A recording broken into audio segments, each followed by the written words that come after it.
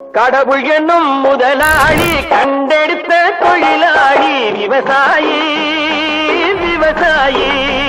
அப்படிப்பட்ட ஒரு விவசாயி நம்மோட தமிழகத்தை ஆண்டதால தான் விவசாய பெருங்குடி மக்களுக்கு கிடைச்ச திட்டங்கள் எண்ணிலடங்கா. அதுல குறிப்பிட்டு சொல்ல வேண்டிய திட்டங்கள்லாம் என்னன்னா, கொங்கு பகுதி மக்களின் அரை நூற்றாண்டு கனவு திட்டமான அத்திக்கடவு அவிநாசி திட்டம் நிறைவேறப்பட்டது. தமிழகத்தின் முதன்மை பிரச்சனையான காவேரி நீர் விவகாரத்துல பல நாட்கள் நாடாளுமன்றத்தை முடக்கி தமிழர்களின் பிரச்சனைக்கு நிரந்தர தீர்வு காணும் வகையில காவேரி மேலாண்மை வாரியம் அமைக்கப்பட்டது. டெல்டா பகுதி பாதுகாக்கப்பட்ட வேளாண் மண்டலமாக மாற்றப்பட்டது. காவேரி குண்டாறு இணைப்பு திட்டம் தொடங்கப்பட்டது. குடிமராமத்து திட்டம் மூலமா நீர்நிலைகள் தூர்வாரப்பட்டது.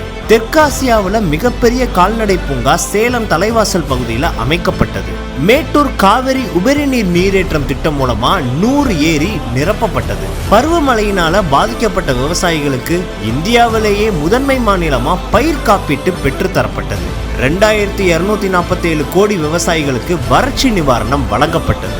2136 நேரடி நெல் கொள்முதல் நிலையங்கள் அமைக்கப்பட்டது. குறுவை மற்றும் சம்பா சாகுபடிக்கு சிறப்பு திட்டம் நிறைவேற்றப்பட்டது. விவசாயிகளுக்கு மும்முனை மின்சாரம் வழங்கப்பட்டது. 5 ஆண்டுல 2 முறை கூட்டுறவு சங்கங்கள்ல விவசாயிகள் பெற்ற கடன் தள்ளுபடி செய்யப்பட்டது.